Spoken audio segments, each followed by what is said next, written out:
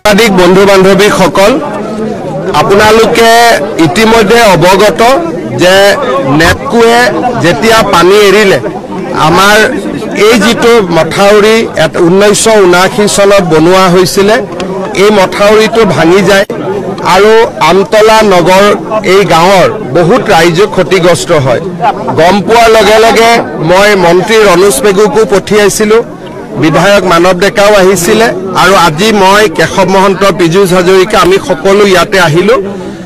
গুটেই কথাখিনি অধ্যয়ন কৰিলো ইয়াত এটা জান আছে অকনমান যদি জানটোলৈকে আমি পানীখিনি পঠিয়াই দিব পাৰো মানুহখিনি ইমিডিয়েটলি ৰিলিফ হয়তো পাব মই চেষ্টা কৰিম আৰু অহা কালি পৰহিৰ পৰা আমি এই মথাউৰিটো নতুনকৈ সংযোগ কৰাৰ কাম আৰম্ভ কৰিম ঠিক বানপানী হৈ যোৱাৰ পিছত সেপ্টেম্বৰত স্থায়ীভাৱে এই মথাউৰিটো নিৰ্মাণৰ কাম হাতত লম হয় সবখিনি সুবিধা আমি কৰি দিম কিতাপৰ পৰা ফিচাৰীৰ পৰা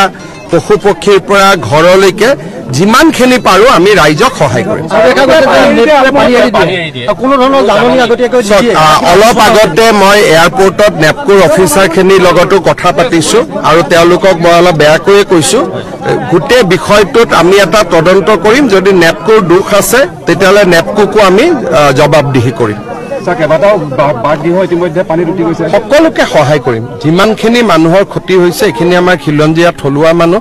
গতিকে যিমানৰ ক্ষতি হৈছে সকলোকে সহায় কৰিম আপোনালোকে এইটোৱে বুজক যে মই লগে লগে ইয়াতে আহি গৈছো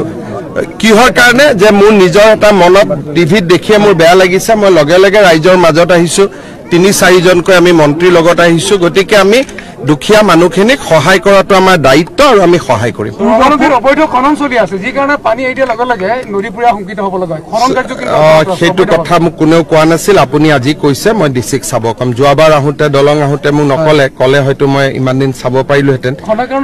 এতিয়া আপোনালোকে কৈছে যেতিয়া মই নিশ্চয় এইটোতো চকু দিম পূৰ্বতে নেপকোৰ লগত এই সংকাটত আলোচনা হৈছিল নেকি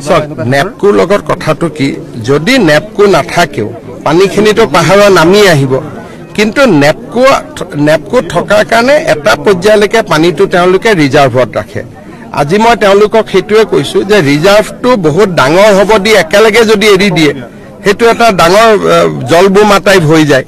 এই বিষয়টো তেওঁলোকৰ লগত আৰু অলপ সিৰিয়াসলি পাতিম 2017-18 তেনেকুৱা হওঁতে মই নিজে আহিছিলো নেপকোটো গৈছিলো যোৱা কেইবছৰমান ভালে আছিলে এইবাৰ আকৌ এটা পৰিৱেশ হ'ল আমি আলোচনা কৰি তাৰ সমাধান এটা উলিয়াব যত্ন কৰিম